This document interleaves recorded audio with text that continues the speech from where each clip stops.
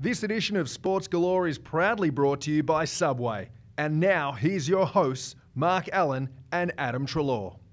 G'day everybody, my name's Mark Allen and welcome to Sport Galore with Adam Treloar. Good to see you, Ads. Great to be here, mate. Got a fresh dude done yesterday for it. So yeah, it looks fantastic, actually. Every 2 weeks, mate. Iran the barber, so shout out to Iran. Righto, well I'm going to just talk about your hair maybe a little bit later in this program as well. Now, after the loss on the weekend, how's training been this week? Yeah, you know, it's disappointing, obviously, losing on the weekend and the way we lost.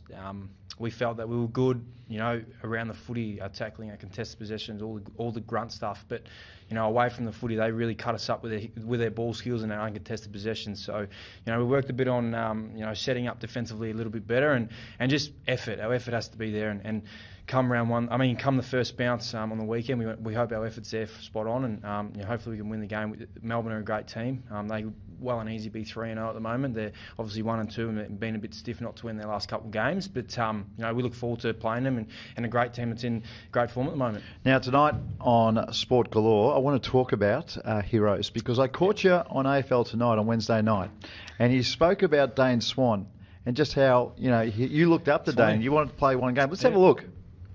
He's going to play again? Yeah, I think he does. Well, I hope he does because part of the reason why I came was to play with a great man. He's a champion of the game and I've only been able to play one game with him. So, mate, I hope he goes on and we all hope he goes on.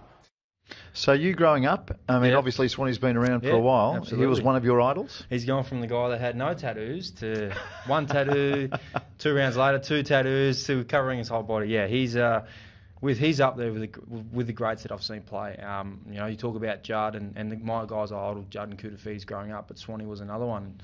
He's just the star of the comp. I mean, people love the way he is as a person. I mean, he just doesn't care, you know what I mean? His demeanour is that he doesn't care. He just gets the job done week in, week out. And it's a shame to see him injured the way he is. And I don't think he's really had a really long-term injury the way he does now. But, mate, I'm praying that he comes back and plays because I want to play more games with him. So you idolised the guy growing up. What was it like when you first met him? Was he a different person to what you thought he might be? No, he was actually exactly what I thought. I mean, I thought he was going to be a little bit reserved because people talk about he's a little bit reserved, keeps to himself, which he was. But mate, he says some of the quirkiest stuff, some of the funniest things. Like, he has the best sense of humour I've ever heard. And I go out and I leave the club and I'll talk to a few of my best mates and just say, this guy is the funniest guy I've ever met. So I hope he stays on. What about playing against some fellas that you idolised on TV, playing against them? What's that been like for you in your career? Yeah, well, guys now, like one of them was obviously Pendlebury. Now playing with him, he's a guy that I look up to quite a bit, and now playing as a similar role in the midfield. But you know, it was a dream come true really to play against the guys initially. But now, you know, I'm 5-6 years in. I like to see myself as an established player. That you know, these guys are like, far out. We got to play on, you know, Adam Treloar this week, and that's my mindset going into games. But I think initially playing on guys like Pendlebury and Patrick Dangerfield, Chris Judd, Nate Fyfe, all the best players, Gary Ablett, it's just you know, eye-opening. It's like, wow, look how good these guys are. But yeah, I know when I started playing golf professionally, there was sometimes you'd get there and you go, God, I've been watching this guy on TV. Yeah, what too about much. You?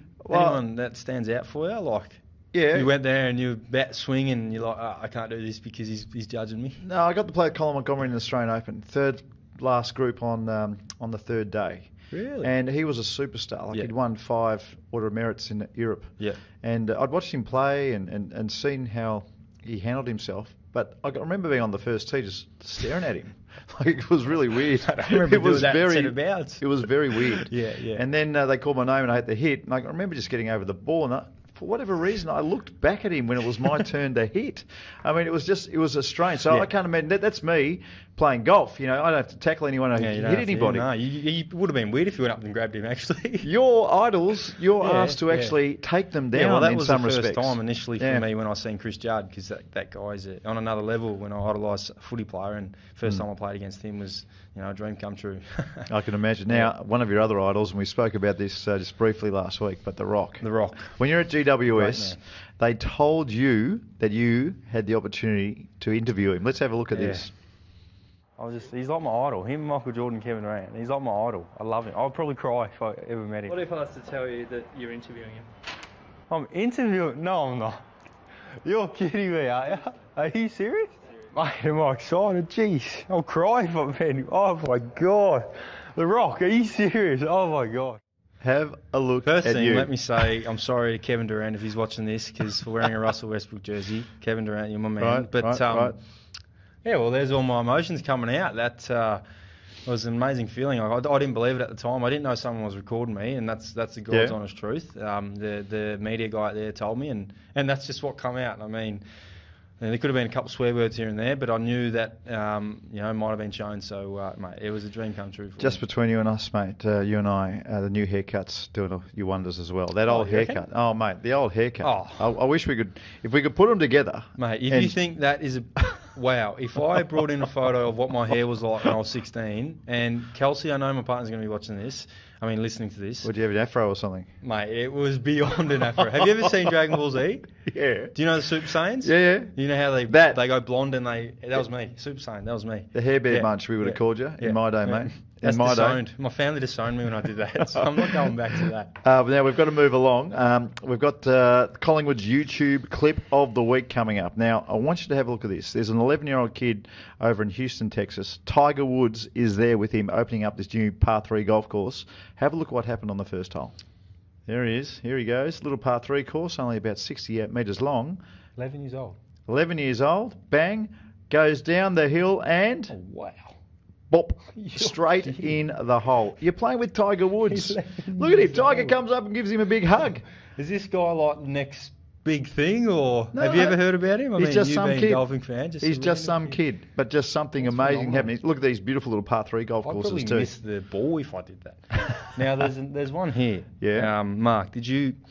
Let me ask you something. Do you reckon you could beat LeBron James, Kobe Bryant, Charles Barkley at a game of basketball, or go to the arcade versus him in a game of those? The super shot. The super shot.